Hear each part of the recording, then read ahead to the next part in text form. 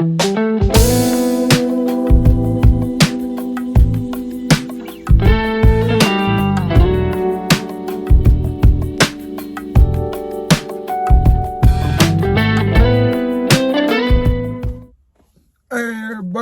and welcome to another episode of Rob's World of Boxing. Let's get it.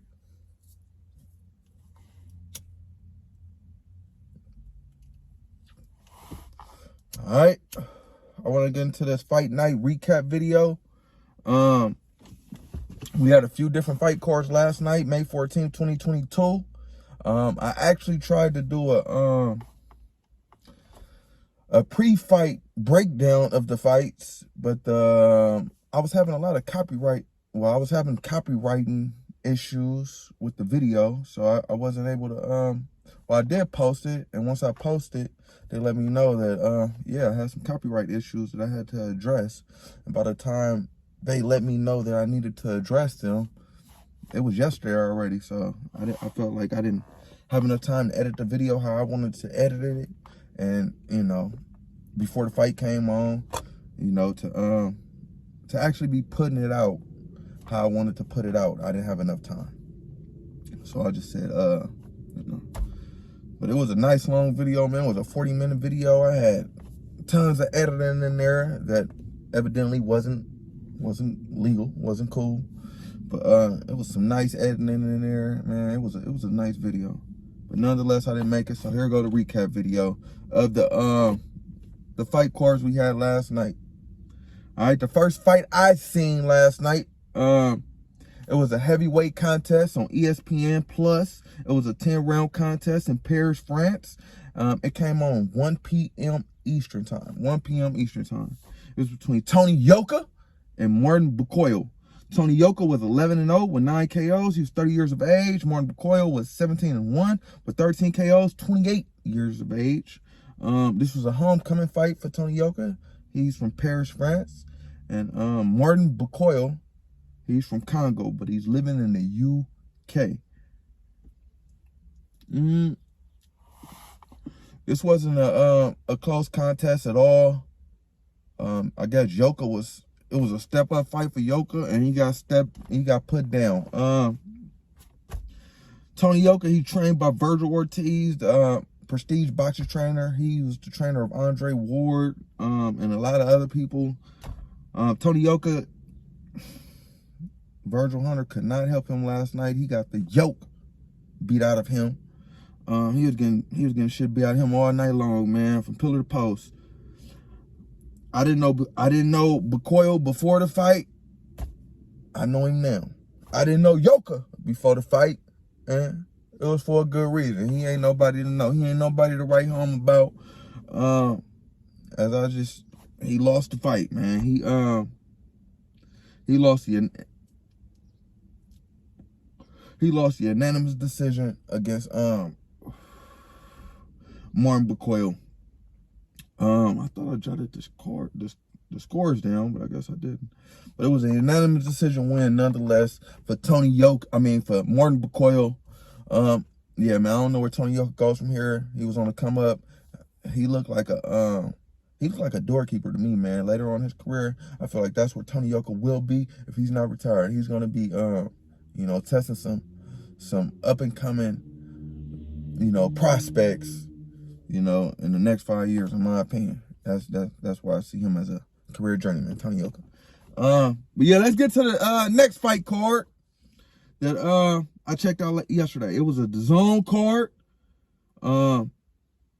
It was Zerto Ramirez versus his opponent, fucking Dominic Bozum. All right, let's get into the undercard, the Zerto Ramirez undercard. It was an 8-round contest at super flyweight. It was between John Ramirez and Jan Salvatierra. John Ramirez was 9-0 with 7 KOs. Salvatierra was 8-1 with 4 KOs. John Tierra, he was actually coming off a 23-day layoff. Since his last fight, it was a quick turnaround, to say the least, man. That was a hell of a turnaround. He ain't had a month off since he had to jump back, before he had to jump back in the ring. But But yeah, man, John Ramirez, man, he's a beast, man. He knocks Salvatierra out the ring, man, in the first round. Like, literally out the ring, like on some Bernard Hopkins type shit. That nigga flew out the ring, hit his head on the monitor, all this shit, man. It was crazy. It was crazy. Fucking Bernard Hopkins was at the fight. Actually, he gonna walk by the announcers and say, what that boy said, wow, that was a hell of a knockout. They brought him back like, what, you was having flashbacks or something, Bernard? What you see? For real, because that's exactly what Joe Smith did to your ass. But yeah, nonetheless, man, first round knockout win for John Ramirez. John Scrappy Ramirez. He advances to 10-0 with 8 KOs. Good job, Scrappy. All right. The next fight on the card was at lightweight, 135 pounds. It was a 10-round contest between William Zepeda and Renee Alvarado. William Zepeda was 25-0 with 23 KOs. He's 25 years of age. Renee Alvarado was 32-11 with 21 KOs. All right. This was a back and forth contest.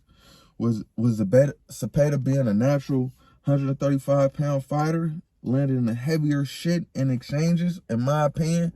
Over time, you can see it wearing on Alvarado. I don't know why. Well, that's his game, Alvarado to exchange, you know. But this is a bigger fighter, man. He's coming up from 130 pounds, Alvarado being. And I feel like that wasn't the right game plan for him. But nonetheless, man, he went in there with that game plan. And he was taking some heavy shit, man. But he held his own, man. It was a back-and-forth contest, as I stated, man. Both fighters have nothing to hang their head about after the fight. Both of them let they nuts drop, man, and did what they had to do, man. But it was an unanimous decision win for William Zepeda. One judge having it 98-92, the other judge having it 97-93, and the other judge having it 96-94. For your winner by unanimous decision, William Zepeda, advancing to 26-0 with 23 KOs. I feel like he is another hat in the name at 135 pounds. William Zepeda being. It's a lot of dogs at 135 pounds, man. Let's see what I want to see a little bit more out of William Zepeda before I just throw him in there with them dogs, though. But man, nonetheless, it's another name with another big name with another nice record at 135 pounds. All right, let's get into the main event of that card. This is between Gilberto Zurdo Ramirez and Dominic Boesel. It was a 12-round contest. Yeah, at light heavyweight. Light heavyweight is 175 pounds, if you didn't know. All right. Zurdo Ramirez was 43-0 with 29 KOs. Dominic Boesel was 30. He had 32 wins, 2 losses, and 12 KOs. Zurdo Ramirez representing Mexico. Boesel representing Germany. All right, man. Let's jump right into it, man. Zurdo Ramirez coming out. When I initially seen him in round 1, he looked big as hell. To be coming up from 168 pounds and getting settled in 175 pounds, it's like a 7 to 8 fight at 175 pounds. He looked like a natural 175 pounder, man.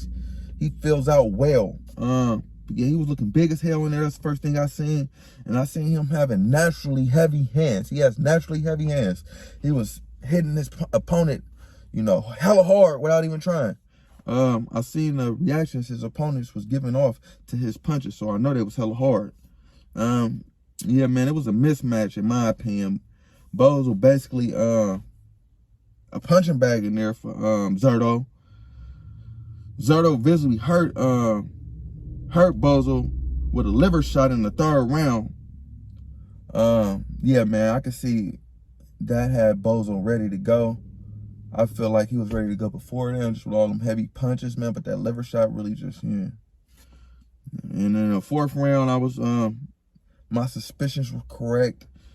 Zurdo Ramirez actually stopped Boesel with a right hook to the body that, stopped him in his tracks and gave the 4th round KO win to Zurdo Ramirez.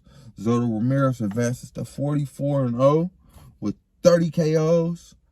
And yeah, man, the sky's the limit for Zoldo Ramirez. I feel like at light heavyweight, as I stated before, he's a #3 light heavyweight in the world. You got Dimitri Bivol, or I say Arthur Beterbiev. I put Zoldo Ramirez, man.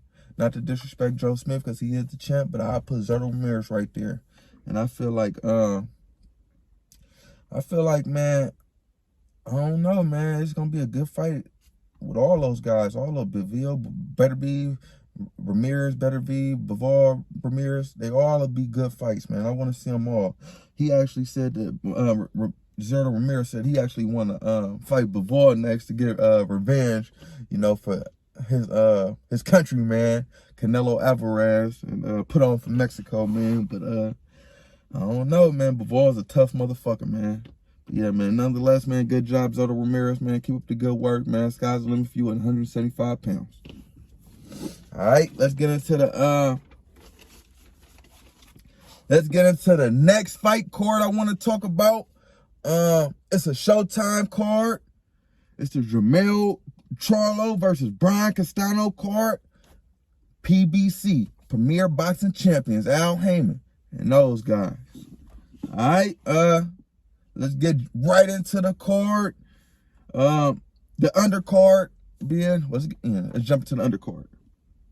The first fight on the undercard was a 10-round contest at junior featherweight. Junior featherweight is 122 pounds. If you didn't know, it was between Emmanuel Rivera and Kevin Gonzalez. Emmanuel Rivera was 19-2 with 12 KOs. Kevin Gonzalez was 24-0 with 1 draw and 13 KOs. Emmanuel Rivera, he is representing Puerto Rico, and Kevin Gonzalez is representing Mexico. Honestly, man, no lie, I think I kind of use this fight as an intermission fight. I'm gonna go smoke my little weed. I mean, you know, whatever. Smoke my little draw and shit. And yeah, man, I came back. It was the 7th round, man. But from where I seen, they both was doing some good work. And I can't tell you who won, honestly. I just from sitting back watching the fight, I couldn't tell you who won. I don't know. I really wasn't. I didn't see anything jump off the screen from either fighter that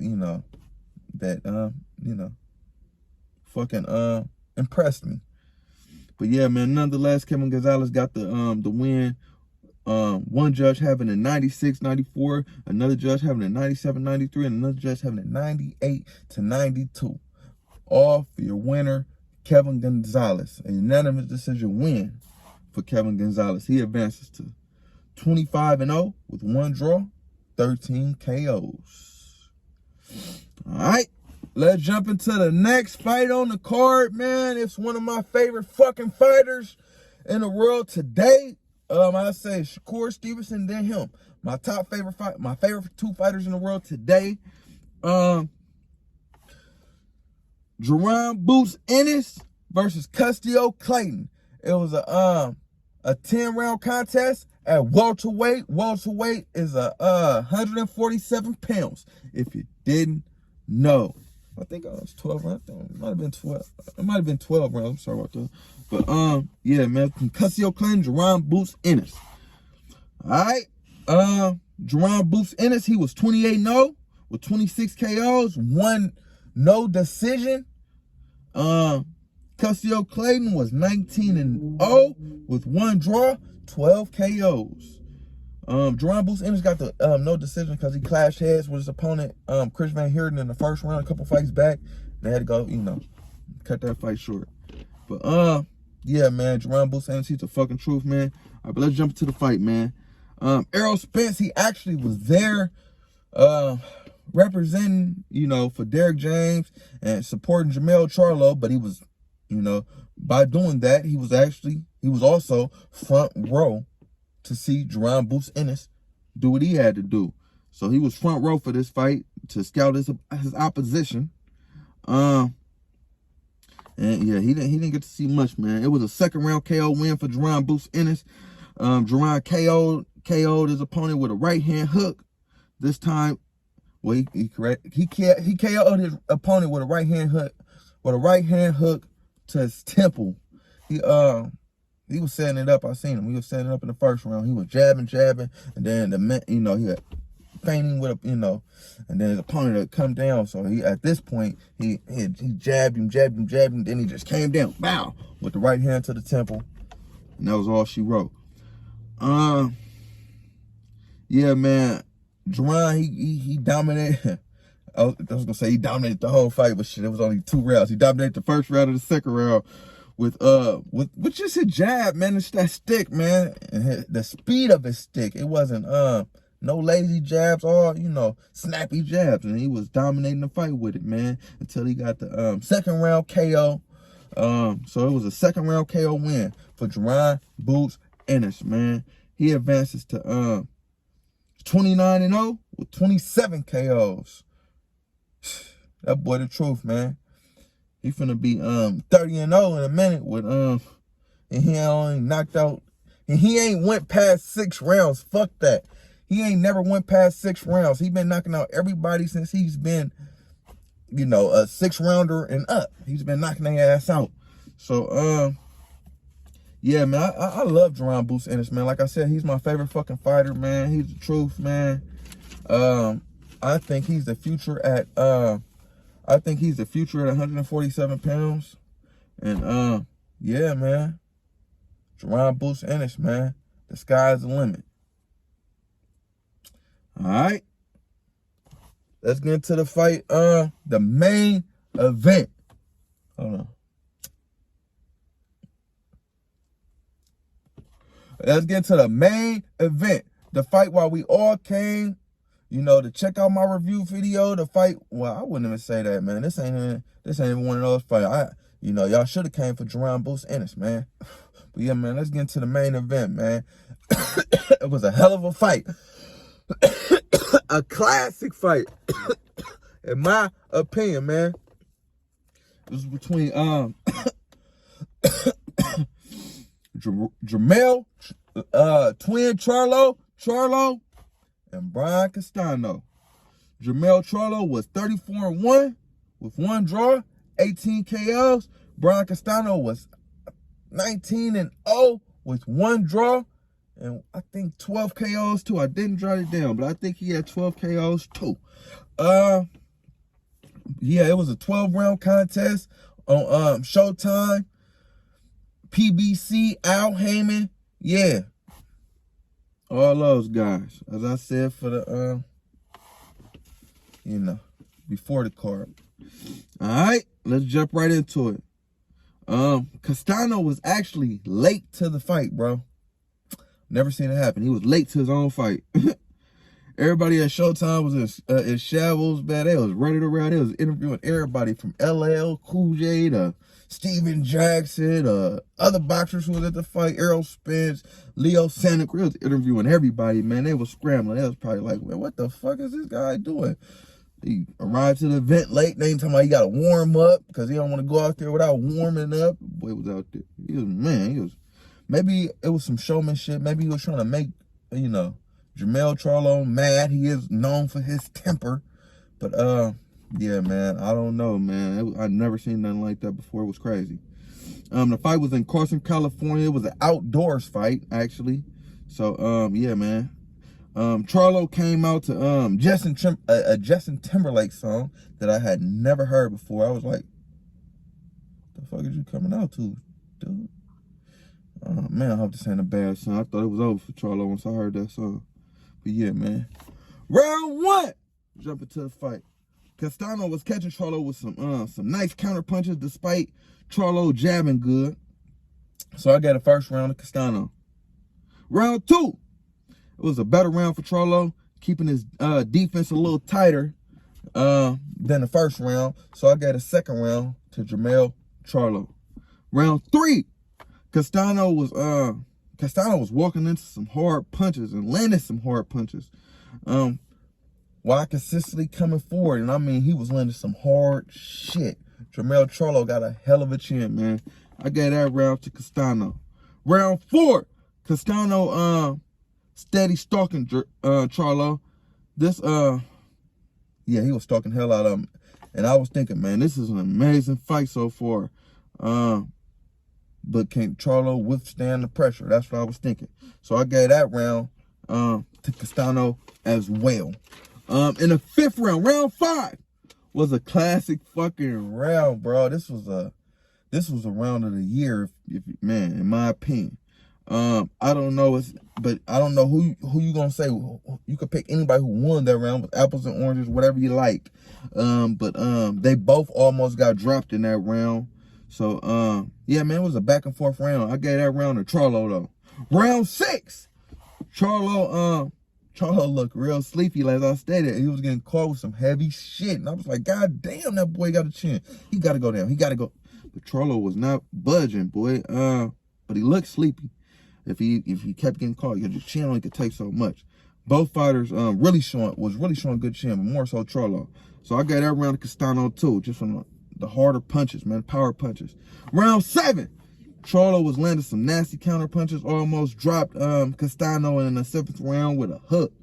And yeah, man, he hit that boy hella hard with that hook. He must have froze him up. He was in there. He looked at hurt, but Charlo did not attack him. I was like, what the fuck? He hurt. Boy, attack. But he didn't attack. He just backed off and let Castano recover, in my opinion. But nonetheless, I got that round to Charlo. Round 8, Castano landed some lead right hands. He was landing some lead right hands that round. Despite Charlo boxing well, I got that round Castano, just because them lead right hands was looking nasty, and he was hitting them pretty hard and pretty clean. So yeah, I got that round to Castano. Round 9, Castano landed some nice clean shots at the end of the round, but in my opinion, wasn't enough to steal the round, because Jermell had did some nice work all around that round. Round 10, this was the final round of the fight. Charlo actually finished Castano in the 10th round with a left hook. It was a delayed reaction from Castano. Actually, he got hit with it, and initially I didn't even see him, get hit with it. He kind of got grazed. It wasn't the hardest punch ever, but yeah, it did put him down. It was a delayed reaction. But then when he got up, Charlo threw a barrage of punches on him. The hardest one being like a uppercut that jolted Castano head back, and then a left hook to the body to sit him down and finish him. Giving Charlo the 10th round KO versus Brian Castano, making Charlo the undisputed champion at 154 pounds. Yeah, man. He's the first person to unify 154 pounds ever in the history of boxing. And it's only 7 men to ever be unified champion at any weight class. It's a short list of men. Actually, I'm going to put the list right here on the screen of the list of men who's unified champion. And now Charlo is a part of this list, as it says. But yeah, man, a great showing for Jermell Charlo, man. A great night of boxing, man. I feel like the sky is the limit for Jermell Charlo. I want to see him fight. Well, I don't really want to see him, but I want to see other people come up and challenge him, because he's the champion now. He got all the belts. So I want to see, the likes of Tim Tszyu challenge him. I want to see Sebastian Fondora challenge him. I want to see just the best of the 154. Maybe even Jerome Sanders come up and challenge him. Terrence Crawford. I just want to see the best come challenge the champ now, man. But he is the champ. He's a legend now. He's fucking legendary. So yeah, man, you can't never take nothing away from Jermell Charlo. He's in the history books, man. Good job, twin Charlo. Man, congratulations, man. Congratulations to your family, everybody who was a part of it. The come up, the everything, all your career, your whole career, man, from Derrick James to your brother Errol Spence, everybody, man. Congratulations, man. But like I said, it was an exciting night of boxing, man. If you missed it, man, you missed out, man. Yeah, man. Like, comment, subscribe, all that shit, people. Rob's World of Boxing. Yeah.